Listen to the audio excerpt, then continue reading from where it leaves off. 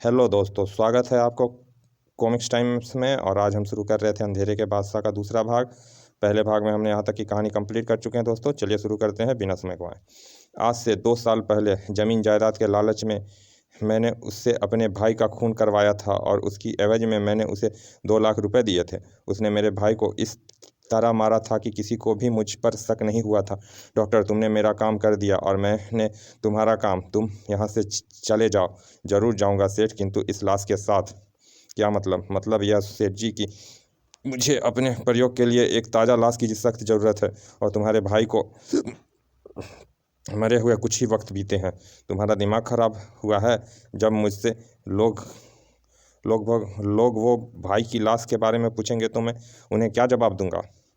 मैंने सब प्रबंध कर दिया है सेठ जी। मैं तुम्हारे भाई की ताज़ा लाश ले जाऊंगा और उसकी जगह किसी और की लाश तुम्हें दे जाऊंगा। उस लाश पर तुम्हारे भाई के चेहरे का ही मेकअप होगा। बस तुम अपने रिश्तेदारों के साथ उसका अंतिम संस्कार और क्रियाक्रम करके अपना काम चला लेना। ओह, मुझसे कुछ कहते नहीं बन पड़ा। वह मेरे भाई की लाश को कंधे पर डालकर कमरे से बाहर निकल गया। कोठी से बाहर निकलने के लिए उसने पिछला मार्ग चुना था। कोठी के बाहर उसकी कार खड़ी थी, उसमें किसी और की लाश थी। शीघ्र ही वह उस अज्ञात व्यक्ति की लाश को लेकर मेरे पास पहुंच गया। लो सेठ, संभालो अपने भाई की लाश। कमाल है, इसका डील डॉल और चेहरा बिल्कुल मेरे भाई जैसा ही है। वह चल गया और मैं निश्चिंत होकर अपने भाई की मौत के विलाप में जुट गया। हाय हाय, मेरे छोटे भाई को क्या हो गया? अरे कोई देखो रे! किसी को मुझ पर शक नहीं हुआ और मैं अपने बाप की सारी प्रॉपर्टी और धन दौलत का इकलौता वारिस बन गया और आराम से रहने लगा। इस तरह 1 साल बीत गए, लेकिन 1 साल बाद डॉक्टर री ग्रीवोल्टो अचानक मेरे सामने आ धमका और काफ़ी कहा सुनी के बाद, सोच लो सेठ, तुम्हें 1 किलो सोना मुझे 1 किलो सोना चाहिए। यदि नहीं दोगे तो तुम अपनी सारी प्रॉपर्टी से हाथ धो बैठोगे। बकवास मत करो और चले जाओ यहाँ से। सेठ, यह मत समझना कि मैं अब तुम्हारा कुछ नहीं बिगाड़ सकता। तुम्हारी जानकारी के लिए मैं तुम्हें बता दूं कि तुम्हारा भाई अभी भी जिंदा है और मेरी कैद में है। नहीं नहीं, तुम झूठ बोल रहे हो। तुमने तो उसे खुद मारा था। हाँ, मारा था। और शायद तुम्हें याद हो कि मैं उसकी लाश को उसी समय अपने साथ ले गया था। लेकिन क्यों? इसीलिए कि उसे जीना जिना कर उसे काम के लायक बना सकूं। यदि तुम्हें मेरी इस बात पर विश्वास ना हो तो कल मैं तुम्हारे भाई और पुलिस दोनों को साथ लेता आऊँगा। नहीं नहीं, तुम्हें ऐसा करने की ज़रूरत नहीं है। तुम मेरे भाई को मुझसे दूर रखो। मैं तुम्हें 1 किलो सोना देने के लिए तैयार हूँ। और मैंने भयभीत होकर उसे 1 किलो सोना दे दिया और तब से आज तक वह 6 बार मुझसे 1 1 किलो सोना ले चुका है और आज 7वीं बार आ रहा है। लेकिन सेठ जी, वो डॉक्टर 1 किलो सोने का करता क्या है? यह मैं नहीं जानता। बस मैं तो अब यह जानता हूँ कि आजकल उसका किस्सा हर हाल में ख़त्म हो जाना चाहिए। निश्चिंत रहिए सेठ जी, आज वह हमारे हाथों से बचकर नहीं जा पाएगा। बड़ी जो तभी बड़े ज़ोर ज़ोर से कमरे की खिड़की के दोनों कपट खुल गए और खटाका, कौन है? भूत! अरे बाप रे! ही। तो तुम लोग मेरे स्वामी डॉक्टर ग्रीवोल्टो को मौत के घाट उतारने की योजना बना रहे हो? हफ हफ, उफ नहीं, बको मत। मैं तुम लोगों की बातचीत अपने कानों से सुना चुका हूँ, इसीलिए अब सबकी मौत मेरे हाथों निश्चित है। अरे मूर्खों, देख क्या रहे हो? ख़त्म कर दो इस शैतान को। तभी धाएँ धाएँ, ही। मूर्ख, तुम लोग मेरा कुछ नहीं बिगाड़ पाओगे, जबकि मैं तुम सबका खून पी जाऊंगा। अगले ही पल प्रेत ने उन पर आक्रमण कर दिया। खटाक झिशुम, ओह उफ! फिर प्रेत के लंबे व पैने नाखूनों ने सेठ के बदमाशों के पेट फाड़ने शुरू कर दिए। धूप उई खचाक! और पलक झपकते ही सेठ के चारों बदमाशों की खून से सनी लाश फर्श पर पड़ी थी और सेठ प्रेत की गिरफ्त में था। मुझे छोड़ दो। ही नहीं। और फिर प्रेत ने पूरी शक्ति से सेठ को दीवार पर फेंक मारा। खटाक! ओ, सभी को मरा समझ प्रेत ने इत्मीनान से सोने के बिस्कुट से भरा बैग उठाया और जैसे खिड़की के रास्ते आया था वैसे ही वापस लौट चला। अगले दिन सुबह 9 बजे के लगभग जब मोटू और कुकबरांड अपनी कब्रिस्तान की ड्यूटी ख़त्म करके अपने कमरे में पहुंचे तो टेलीफोन की घंटी बज उठी। ट्रिन ट्रिन! सत्यानाश हो! टेलीफोन बनाने वालों का कमबख्तों ने ऐसी चीज़ बनाई है कि यह समय बेसमय टटर उठती है, टरटर कर उठती है। अबे मर मर क्यों रहे हो? मैं देखता हूँ, तू जाकर सो जा। उनके घर फ़ोन लगा 2 महीने ही हुए थे। हेलो, कुकबरान स्पीकिंग। बेटे, मैं तुम्हारा अंकल पटाका सिंह बोल रहा हूँ। कहाँ थे तुम दोनों? मैं कई बार तुम्हें फ़ोन कर चुका हूँ। मैं और मोटू दोनों रात से कब्रिस्तान की खाक छान रहे थे और अभी अभी घर वापस लौटे हैं। और कुछ पता चला लाशों के चोर का? नहीं अंकल, ना कुछ पता चला और ना ही कोई सूत्र हाथ लगा। बस दोनों ही कब्रिस्तान में सारी रात झक मारते रहे। खैर, आप बताइए, आपने सुबह सुबह फ़ोन करने का कष्ट क्यों किया? सुनो बॉन्ड बेटे, रात से जमुना प्रसाद और उनके कुछ स्थानीय साथियों का एक प्रेत ने खून कर दिया है। क्या? दूसरे ओर से पटाका सिंह ने सारी बात बताते हुए कहा। सेठ के एक आदमी ने मरने से पहले मुझे सिर्फ इतना बताया था कि उन सब का खून एक प्रेत ने किया था, परंतु प्रेत के बारे में बताने से पहले ही उसने दम तोड़ दिया। ओह अंकल, कहीं यह प्रेत वही तो नहीं जिसने रात को मेरा खून पीने, मेरा मतलब कि मुझे मारने की कोशिश की थी? अब मुझे भी यही संदेह है। इसका मतलब यह हुआ कि वह प्रेत जो भी है, वह स्वयं कुछ नहीं कर रहा, बल्कि किसी के लिए या किसी के कहने पर काम कर रहा है। क्या मतलब? मतलब आपको मैं बाद में समझा दूंगा अंकल। फ़िलहाल आप जल्दी से अपनी गर्द गर्द लेकर शहर के बाहर वाले कब्रिस्तान पहुँचें। वहाँ कल शाम एक लाश दफन की गई थी। आप तुरंत उस कब्र को खोद कर देखिए कि वह लाश वहाँ मौजूद है या नहीं। ठीक है? लाश वहाँ हो या ना हो, मुझे फ़ोन करना ना भूलिएगा अंकल। ठीक है? और जब बॉन्ड फ़ोन बंद कर अपने बिस्तर पर पहुंचा तो मोटू के खर्राटे गूंजने लगे थे। ले ले खर्राटे, बेटा आज रात फिर तेरे से कब्रिस्तान में गधे गधे बिकवाऊंगा। थोड़ी ही देर में बॉन्ड के भी खर्राटे गूंजने लगे, लेकिन ठीक 3 घंटे बाद ट्रिन ट्रिन खर खर और बॉन्ड की नींद टूट गई। ट्रिन ट्रिन, शायद पटाखा अंकल का फ़ोन है। यस कुकब्रांड हियर। बेटे, मैं पटाखा सिंह। तुम्हें सुनकर आश्चर्य होगा कि कल शाम कब्र में दफनाई गई लाश कब्र में नहीं मिली है। मुझे आपकी बात सुनकर कोई आश्चर्य नहीं हुआ अंकल। मुझे पहले ही संदेह था कि लाश अब तक गायब कर दी गई होगी, लेकिन पुलिस के गुप्तचरों ने तो रात को किसी को कब्र खोदते या उसके पास जाते नहीं देखा था। फिर तुम्हारे कहने के मुताबिक मोटू भी उसी कब्रिस्तान में मौजूद था। अंकल, लाश कब्र से सुबह भी तो निकाली जा सकती है। और इस और तो मैंने ध्यान ही नहीं दिया था। हमने तो पहरा सिर्फ रात के वक्त के लिए ही लगाया हुआ था। तो अब पहरा दिन के समय भी चालू करा दीजिए। Okay bye. बॉन्ड ने संबंध विच्छेद किया और पुनर्बिस्तर में घुस गया। उधर सुबह एक कब्रिस्तान के नीचे। उठो उठो ए अंधेरे के शैतान, दिन निकल चुका है। तुम्हारा भोर का नाश्ता तैयार है। शीघ्र ही प्रेत की नींद खुली।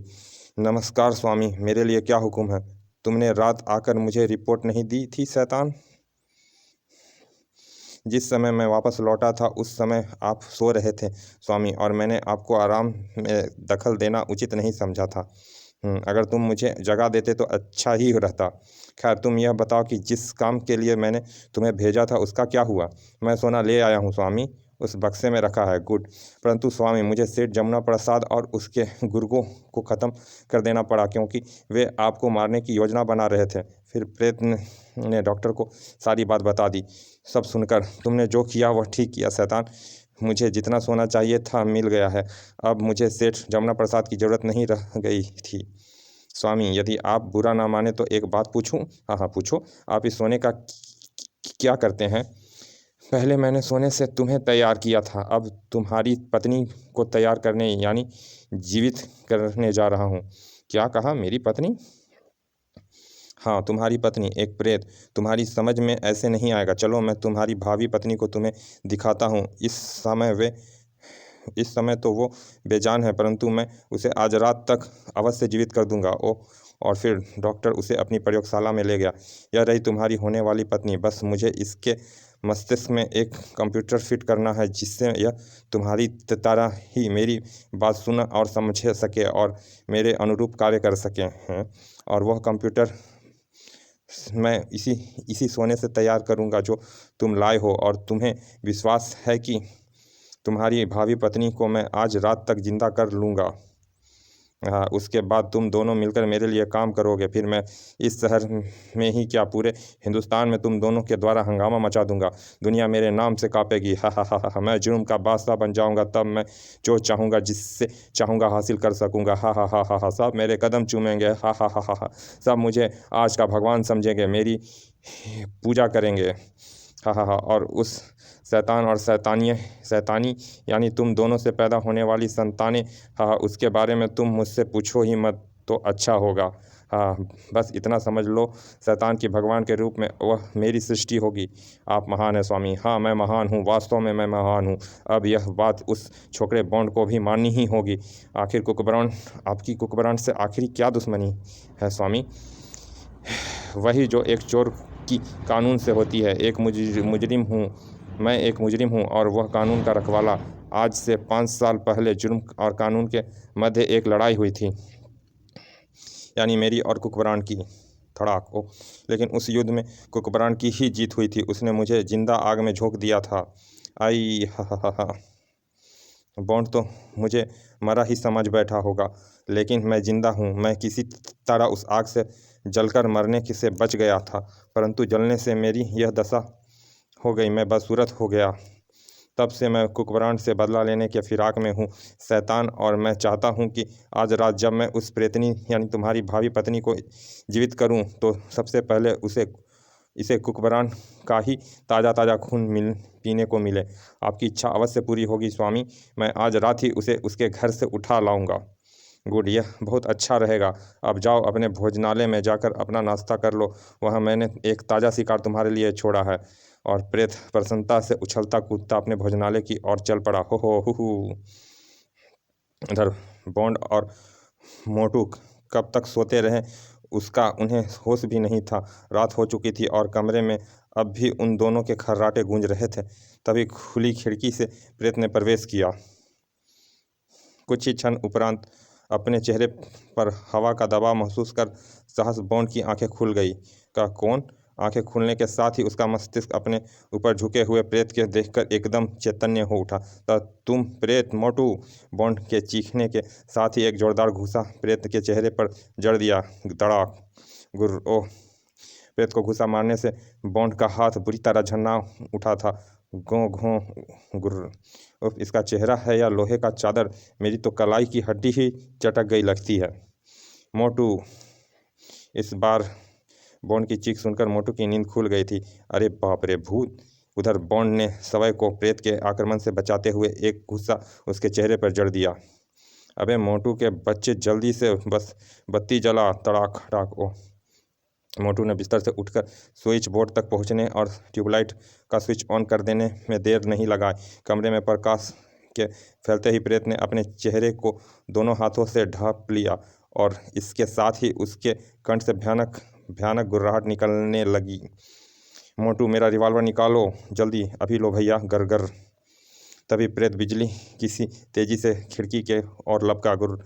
अबे वो भाग रहा है, फायर कर। ढाएं ढाएं। मोटू ने प्रेत पर कई गोलियां चलाई, लेकिन प्रेत पर गोलियां का कोई प्रभाव नहीं पड़ा। प्रेत खिड़की से कूदकर बंदरों की तरह कुलांचियां मारता हुआ पिछवाड़े की ओर दौड़ा और वह शीघ्र ही एक ही छलांग में पिछवाड़े की दीवार फांदकर मुख्य सड़क पर पहुंच गया। बॉन्ड व मोटू उसके पीछे लगे थे। ओह, वह तो कार की तरफ बढ़ रहा है। शायद वह उसी कार में आया है। देर मत करो, जल्दी से अपनी फटफटियाँ निकाल ला। ठीक है, कहकर मोटू भीतर की ओर दौड़ चला। उधर प्रेत ने कार के भीतर पहुंचकर कार स्टार्ट कर एक तरफ दौड़ा दी। उफ, कहीं कमबख्त हाथ से निकल न जाए। परंतु मोटू ने भी शायद जिंदगी में पहली बार गजब की फुर्ती दिखाई थी। बॉन्ड भैया, मैं आ गया। वाह, यह हुई ना बात। फटफट।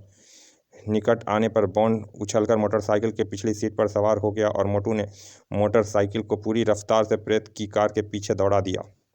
लगभग 15 मिनट पश्चात वे लोग शहर की विभिन्न सड़कों को पीछे छोड़ते हुए शहर से बाहर निकल आए। बॉन्ड भैया, वह प्रेत तो शायद शहर के बाहर बने पुराने कब्रिस्तान की ओर जा रहा है। हाँ, ऐसा ही लगता है। और सचमुच प्रेत ने कार पुराने कब्रिस्तान के बाहर रोकी और कार में उतरकर कब्रिस्तान के भीतर की ओर दौड़ता चला गया। वह देखो बॉन्ड भैया, वह भीतर भागा जा रहा है। मैं उसका पीछे जा रहा हूँ। तुम जाकर फटाफट पुलिस को बुला लो। और हाँ, यदि फ़ोन पर पटाखा अंकल मिले तो उन्हें पेट्रोल साथ लाने के लिए कहना कहना मत भूलना। बहुत अच्छा भैया। फिर बॉन्ड प्रेत के पीछे दौड़ पड़ा और मोटू ने मोटरसाइकिल वापस दौड़ा ली। उधर कब्रिस्तान के नीचे डॉक्टर ग्रिवोल्टो प्रेतनी को जीवित कर चुका था। मुझे भूख लगी है स्वामी, मुझे भोजन दो चपर चपर। जल्दी ही तुम्हें भोजन मिलेगा मेरी गुलाम प्रेतनी। बस थोड़ा ठहरो, तुम्हारा होने वाला पति तुम्हारे लिए एक ताज़ा मुर्दा लेकर आता ही होगा। हा हा हा। और उस मुर्दे का नाम होगा कुकबरान। तभी स्वामी स्वामी, अरे प्रेत तुम, क्या हुआ मेरे प्रेत, तुम इतना घबराए हुए क्यों हो? और वो मेरा जानी दुश्मन कुकबरान कहाँ है? वे जिंदा है स्वामी, और मेरा पीछा करता हुआ यहाँ तक आ पहुँचा है। क्या बक रहे हो तुम? यह ठीक कह रहा है डॉक्टर। तो तुम, हाँ तुम यहाँ तक भी आ पहुँचे? हाँ, शायद तुम्हारी मौत मेरे ही हाथों लिखी है डॉक्टर। मैं तो समझा था कि तुम उस आग में जलकर भस्म हो चुके होगे, लेकिन आज तुम्हें जीवित देखकर मुझे वास्तव में बहुत हैरानी हो रही है। आखिर तुम बच कैसे गए? खैर, उस दिन ना सही, आज तुम मेरे हाथों अवश्य मरोगे। आज तुम मरोगे सुअर। मेरे गुलामों प्रेत प्रेतनी, देख क्या रहे हो? शिकार तुम्हारे सामने, चीर फाड़ कर खा जाओ इसे। तुरंत प्रेत और प्रेतनी खुशी के किलकोरी मारते हुए बॉन्ड की ओर बढ़े। बॉन्ड ने उन पर बेतहाशा फायरिंग कर दिया। धाएं धाएं, ही हु। बॉन्ड की गोलियां का प्रेत प्रेतनी पर तो कोई प्रभाव नहीं पड़ा, परंतु ठीक उन दोनों के पीछे खड़े होने के कारण बॉन्ड के रिवॉल्वर से निकली कई गोलियां डॉक्टर ग्रिवोल्टो के शरीर में जरूर प्रवेश कर गई। धाएं आ। जब बॉन्ड ने वहां रुकना उचित ना समझा और जिधर से आया था उधर ही दौड़ पड़ा। इन प्रेत प्रेतनी से अब मैं कब्रिस्तान में ही निपटूंगा। गुर्र गुर्र। शीघ्र ही बॉन्ड कई सुरंगों से होता हुआ एक कब्र रूपी गुप्त द्वार से कब्रिस्तान के ऊपर निकला। ओह बॉन्ड भैया, गुड। तो मोटू पुलिस फोर्स ले आया? फिर मोटू आदि के निकट पहुंचकर बॉन्ड ने इंस्पेक्टर पटाका सिंह को संक्षेप में सारी बात बताई और बोला, अंकल, डॉक्टर ग्रिवोल्टो को तो मैंने ठिकाने लगा दिया है, परंतु उसके प्रेत प्रेतनी अभी भी जिंदा हैं और आपको उन्हें ख़त्म करना है। कहाँ है वे? गुरु हु वे रहे। ओह अरे बाप रे, यह तो एक से दो हो गए। अंकल, आप पेट्रोल लाए हैं? हाँ, पूरी गाड़ी लेता आया हूँ। गुड। वे इन दोनों पर जल्दी से पेट्रोल छिड़कर यहीं इनकी चिता जला दीजिए, क्योंकि जहाँ तक मेरा विचार है सिवाय आग के इन पर कोई चीज़ का प्रभाव नहीं पड़ने वाला। गुर्र। ठीक है सिपाहियों, इन पर पेट्रोल छिड़को। गुर्र। तुरंत ही पटाका सिंह के आदेश का पालन हुआ। गुर्र। ही, यह तो हमें नहला रहे हैं। और शीघ्र ही एक सिपाही ने एक जलती हुई माचिस की तीली उनकी ओर उछाल दिया। परिणाम आशानुकूल ही निकला। आई हैं। कुछ ही देर में प्रेत प्रेतनी जलकर राख के ढेर, छोटे छोटे ढेर में भी बदल गए। शुक्र है कि प्रेत प्रेतनी इतनी जल्दी खत्म हो गए, वरना डॉक्टर ग्रिवोल्टो इनके द्वारा हमारे देश पर ना जाने क्या गजब ढा देता। अब आप नीचे जाकर डॉक्टर ग्रिवोल्टो की लाश और तहखाने में बनी उसकी प्रयोगशाला को अपने कब्जे में ले लीजिए। ठीक है। पटाका अपने सिपाहियों के साथ गुप्त द्वार से डॉक्टर ग्रिवोल्टो की अंडरग्राउंड प्रयोगशाला में चला गया। बॉन्ड भैया, तुमने हमें डॉक्टर ग्रिवोल्टो के बारे में तो सारी बात बता दी, लेकिन तुमने यह नहीं बताया कि डॉक्टर कब्रिस्तान से गुप्तचरों की आंखों में धूल झोंककर लाश कैसे गायब किया करता था। हर कब्रिस्तान के नीचे उसने सुरंग बना रखी है। इन्हीं सुरंगों का द्वार वह नीचे कब्र से लाश निकाल लिया करता था। इसका मतलब यह हुआ कि डॉक्टर ग्रिवोल्टो काफ़ी समय से इस शहर के कार्यरत था, यानी प्रेत लीला चलाने के चक्कर में वो चलाने में था, परंतु बेचारा तुमसे उलझकर अपनी जान से हाथ धो बैठा। मेरे विचार से तमाम कब्रिस्तान के नीचे सुरंग बनाने में उससे 3-4 साल तो लगे ही होंगे। और अगले दिन के तमाम समाचार पत्र फिर एक बार बॉन्ड और मोटू की प्रशंसा से भरे हुए थे। आज की ताज़ा खबर, कुकबरान का एक और महान कारनामा, डॉक्टर ग्रिवोल्टो अपने प्रेत प्रेतनी समेत मारा गया। समाप्त। चलिए दोस्तों, ये कॉमिक्स यहाँ समाप्त होती है। और फिर से कह रहे हैं कि आपने अगर हमारे चैनल को सब्सक्राइब नहीं किया है दोस्तों, तो प्लीज़ सब्सक्राइब कर दें, ताकि हम आपके लिए ऐसे ही अच्छी कॉमिक्स अपलोड करते रहें और आप इंजॉय करते रहें। चलिए मिलते हैं फिर ऐसे ही किसी अच्छे से कॉमिक्स के अच्छे से भाग में। तब तक के लिए धन्यवाद, विदा।